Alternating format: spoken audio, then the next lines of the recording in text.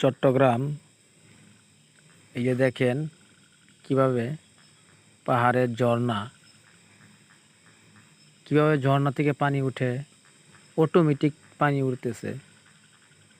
এই যে দেখেন নিচে, এই পানির নিচে এই যে মাছও আছে অনেক। আর এখানকার মানুষে এখান থেকে এই যে বোতল দিয়ে পানি নিয়ে সে পানি খাওয়ার জন্য ব্যবহার করতেছে, এবং কি রান্না খাওয়া সব কিছুই কিন্তু এই পানি দিয়ে চলতেছে, তারা ব্যবহার করতেছে। দেখেন আল্লাহর কি কুদরত, সব সময় এটা চৈত কার্তিক অবারো মাস এভাবেই পানি উঠে।